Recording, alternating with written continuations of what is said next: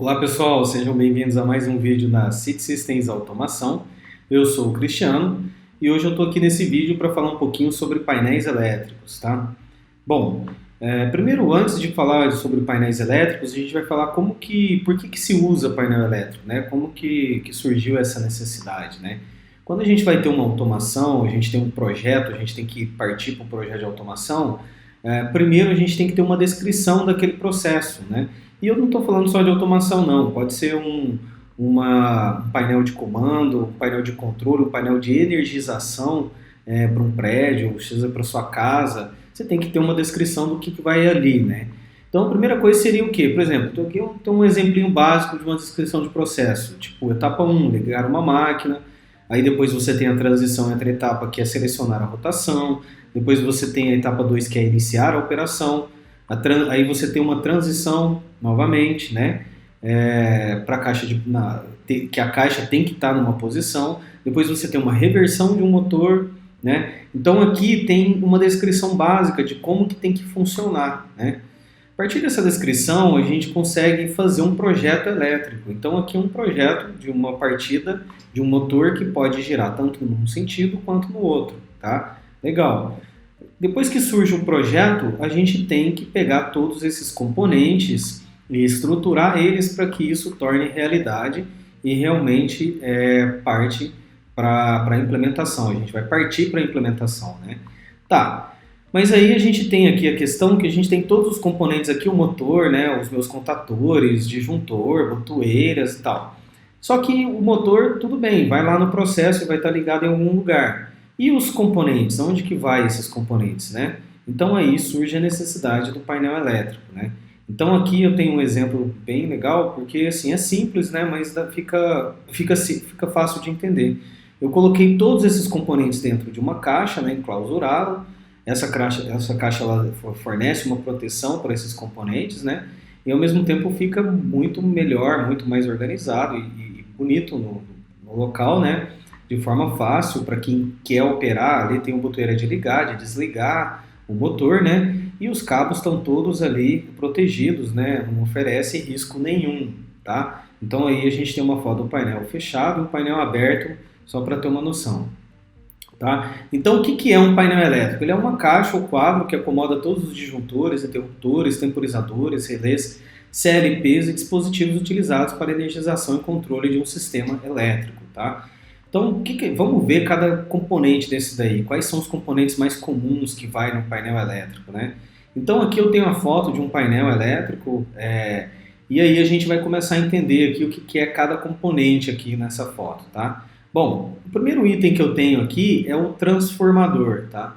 Transformador, a função dele é converter uma tensão alternada em outra tensão alternada, tá?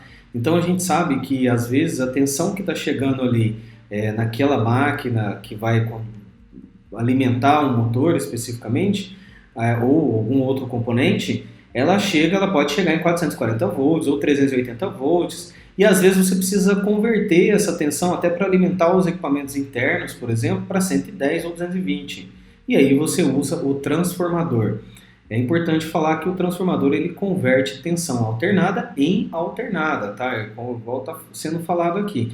Tem os casos também que a gente converte 220 em 220. A relação de Spira é unitária e converte 220 em 220 ou 110 em 110. Por que isso? Tá? Para aí você ter a função de isolação entre componentes. Então você consegue fazer uma isolação elétrica entre o painel e a rede de energia. Tá? Aqui é só um exemplo de como que isso é desenhado. Tá? Então quando você vê um projeto elétrico, você vê aquela figurinha ali de T0, T1 está representado por T0 e T1, saibam que trata-se de um transformador, tá? Que converte tensão CA em CA, tensão em corrente, né?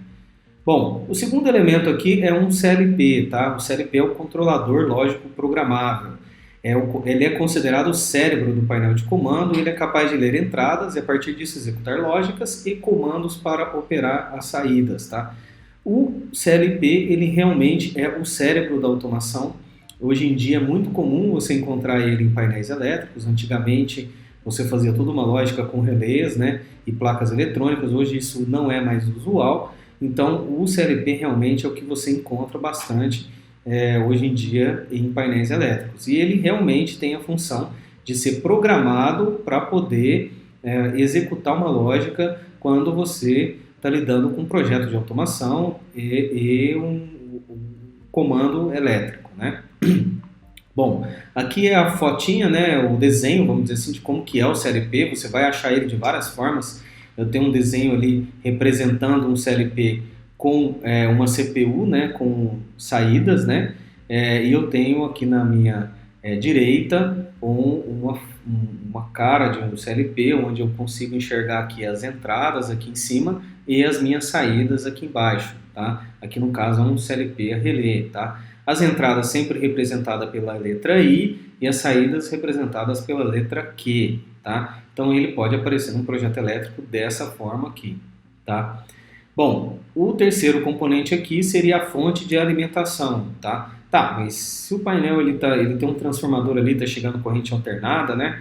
Por que eu preciso de uma fonte de alimentação? Tá, a fonte de alimentação ela já converte a tensão CA em corrente contínua, tá? Aqui no caso eu coloquei 24 volts, mas você encontra 12 volts, 24 ou 48. A gente acha algumas aplicações também 48 corrente contínua, tensão em corrente contínua, né? Ela é necessária para alimentar os CLPs e os dispositivos de controle, tá?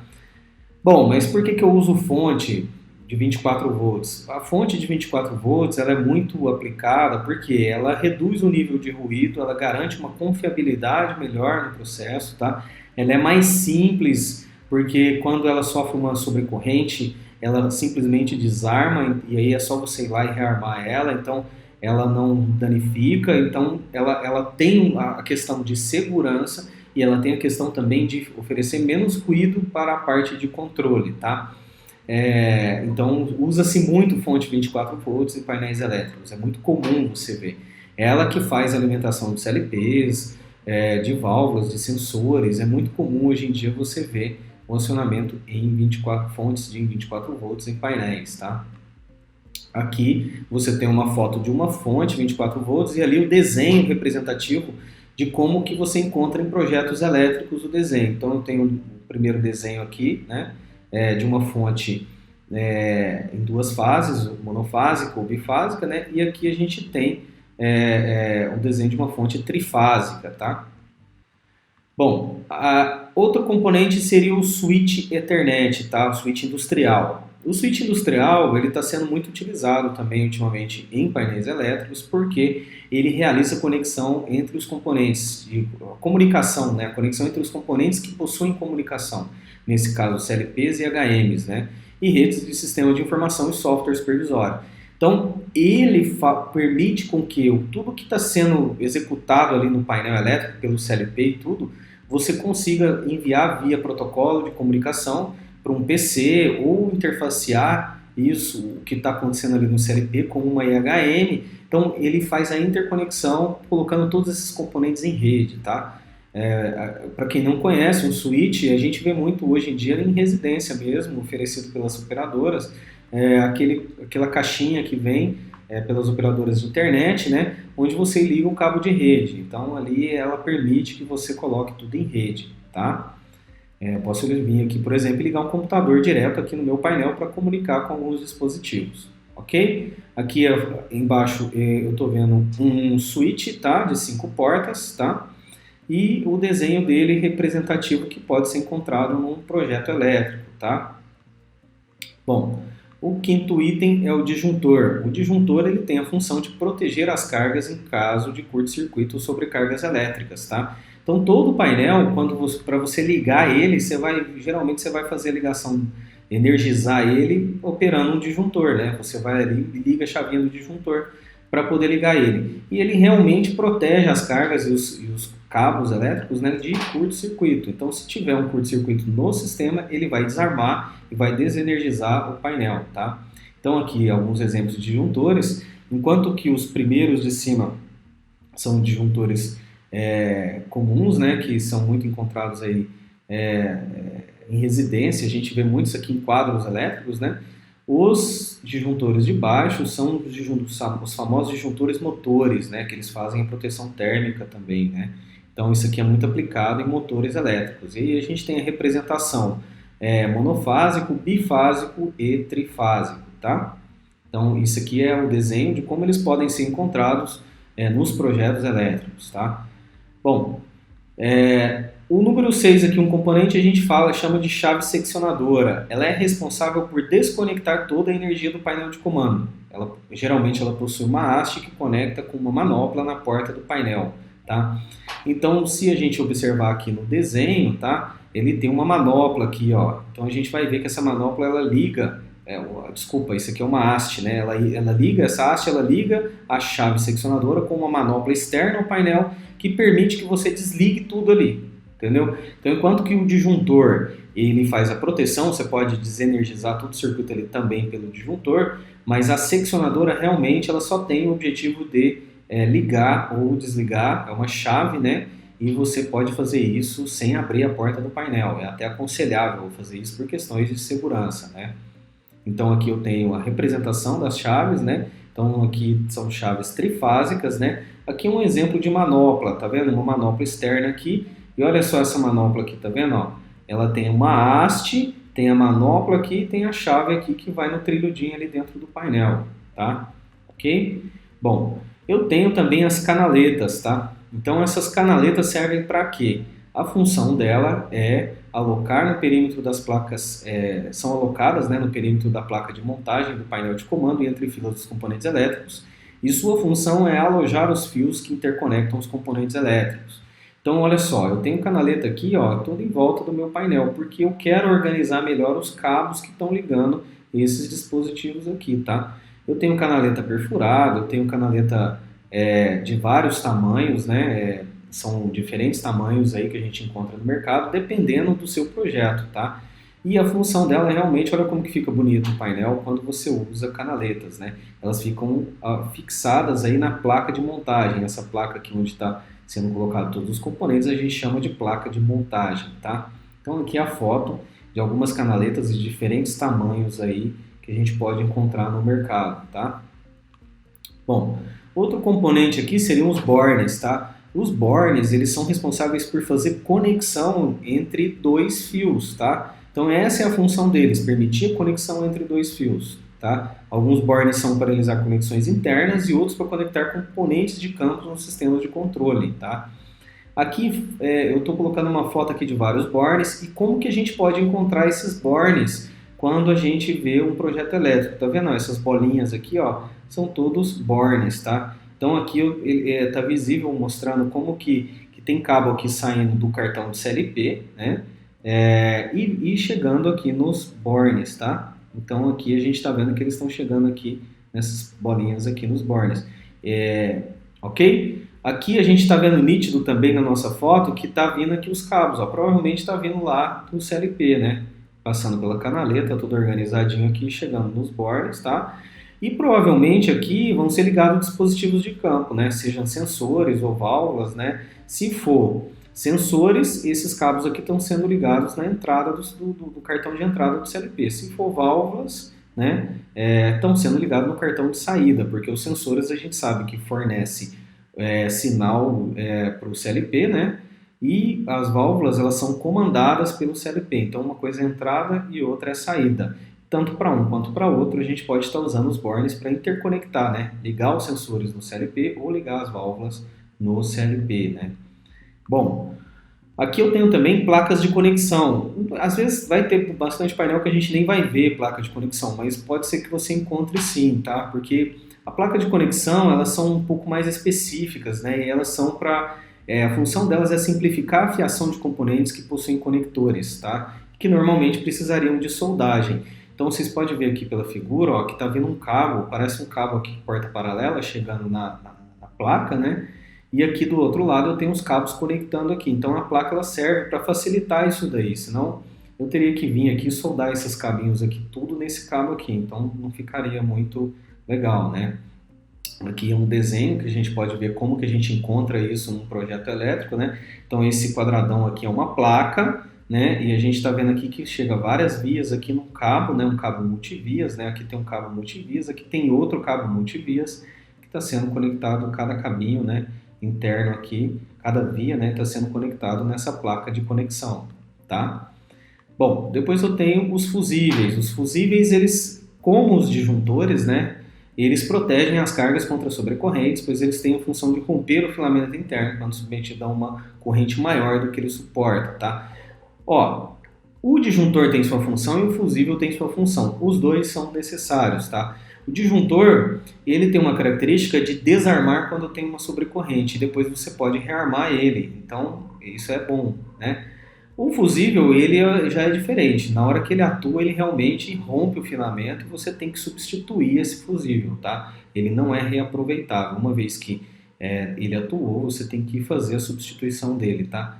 Ah, e aí usa fusível ou disjuntor? É recomendado usar os dois, cada um tem uma função diferente, específica, ok? Apesar de parecer ser similar, tá? Aqui eu tenho a representação elétrica, né, do desenho símbolo, né, do esquemático que a gente vai encontrar nos projetos, fusível monofásico, bifásico e trifásico, tá? Bom, um outro componente seria o relé, tá? A gente chama também de relé de interface, é um interruptor operado eletronicamente ou magneticamente. Quando uma energia é aplicada à bobina, cria-se um campo magnético que alterna os contatos do relé, que por sua vez podem ser utilizados para comandar algum circuito, tá? Então, o relé, ele é uma bobina que é energizada, né? Essa bobina ela pode ser energizada, por exemplo, por um CLP, ou pode ser energizada por uma botoeira, que está externa ao painel e tudo. E quando você energiza essa bobina, ele fecha com um contato ou mais contatos, depende da característica desse relé. Ele pode também tanto abrir quanto fechar contato, depende se ele é normalmente aberto ou normalmente fechado. Mas o relé, ele faz o isolamento entre circuitos, né? Então ele protege eletricamente as saídas do CLP, e ele permite também que um CLP, por exemplo, com saída de 24 volts, acione uma válvula de 220, porque o contato ele é totalmente isolado da bobina. Então, uma vez que você energiza a bobina, por exemplo, em 24 volts, ele fecha o contato, ele pode fechar o contato, por exemplo, em 110 ou 220 volts, tá? Porque eles são isolados eletricamente, ok? Então, o relé ele é muito usado. Quase todo painel a gente recomenda que as saídas dos CLPs sejam ligadas a relés, tá? A não ser que você precise de um comando específico, a transistor com alta velocidade, aí você não vai conseguir usar o relé. Mas, mesmo o CLP sendo saída relé, recomenda-se usar um relé no painel, relés no painel para proteger as saídas, tá? Bom, eu tenho também aqui o trilho DIN. O trilho DIN, ele geralmente ele é feito em metal, né? E permite a montagem da maioria dos componentes de controle industrial. Tem esse nome por ser o Deutsches Institut für Normen, o responsável por publicar as especificações originais do mesmo, tá? Então, esse é um instituto na Alemanha que desenvolveu, né, o padrão para trilho DIN, e todos os componentes hoje que são fabricados no mercado, né, que são projetados, né, para serem utilizados em painéis elétricos, já vem, a maioria deles, você vai ver, você vai encontrar muito, pronto para trilho DIN. Então significa que o quê? Você vai poder montar seu painel, você vai colocar o trilho DIN aqui, então por trás de todos esses componentes aqui sobrou um espacinho que dá para ver mais ou menos.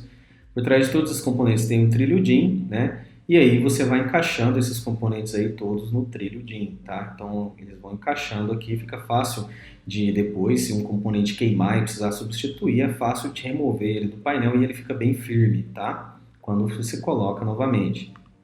Bom, eu tenho aqui também o relé térmico. O relé térmico ou sobrecarga protege as cargas, geralmente os motores elétricos, para que os mesmos não trabalhem sobre corrente, tá? Então aqui eu tenho a foto de um relé térmico, aqui também no painel a gente vê, né, com ajustes aqui de correntes, né?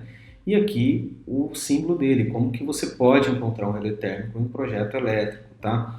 O relé térmico, ele é muito importante porque quando você tem um motor elétrico, por exemplo, girando, operando, né?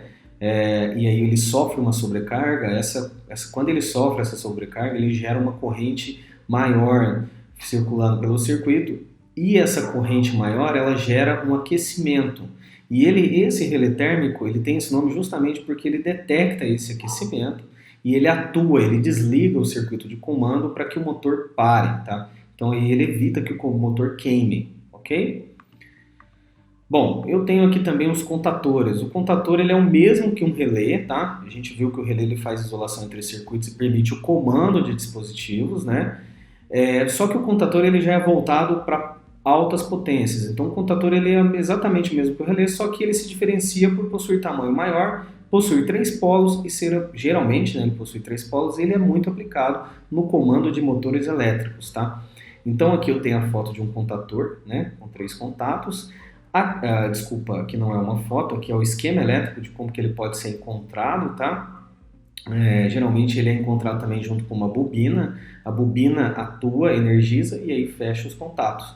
Se a gente vê aqui na fotinha, aqui está a bobina, ó, A1 e A2. Então você energiza, quando é energizada essa bobina aqui, ela pode ser em 24 volts, 110, 220, né? Enfim, quando você energiza essa bobina, todos esses contatos aqui, se forem NA, eles vão se fechar, né? Então você pode energizar, por exemplo, a bobina aqui em 24 volts, vai fechar tudo aqui, contato com 220 para ligar um motor elétrico com correntes maiores, né? Então ele é o mesmo que o relé, só que para potências maiores, por isso que ele é usado muito em acionamento de motores elétricos, tá? Bom, aqui também eu tenho os bornes de aterramento, tá? Borne de aterramento é muito utilizado para aterrar os dispositivos do painel de comando, sendo que esse borne geralmente é aterrado internamente ao painel, tá? Então é muito fácil identificar, ó, é o carinha verde e amarelo, tá? Ele geralmente, por trás dele tem uma plaquinha metálica que já encosta já na placa de montagem do painel, e tudo isso interconectado, os metais, né, interconectados, de forma com que você depois coloque um cabinho com um parafuso no próprio painel e puxa isso para o terra, aterrando tudo aqui, né? Então, se tiver alguma fuga de corrente, ela vai fugir pelo borne terra e vai ter essa fuga aí para evitar algum acidente, algum choque elétrico, tá? Enfim, ok? Bom, aqui é a representação dele, ele é uma bolinha, todo borne é representado com uma bolinha, no caso do terra é PE, tá? Essa é a simbologia dele, e aqui como que ele é, tá? Bom, com relação aos tipos de painéis elétricos, aquele que a gente estava mostrando ali na foto atrás, ele era uma caixa, né? Mas eu posso também, uma caixa de montagem, aqui eu tenho a minha placa, né, de montagem, eu tenho a caixa, aqui eu tenho uma vedação emborrachada, tá vendo? Ó, que protege, né? Às vezes a gente tem proteção IP65, né? Então a gente tem alguns graus de proteção, né? Que realmente protege contra poeira e água, né? Eu tenho também do tipo armário, tá? Então aqui é o painel modular também, a gente chama de armário também, né? Aqui eu tenho a placa de montagem, né? Então eu tenho aqui soleira, né? Eu tenho uma porta que abre aqui como se fosse um armário, né?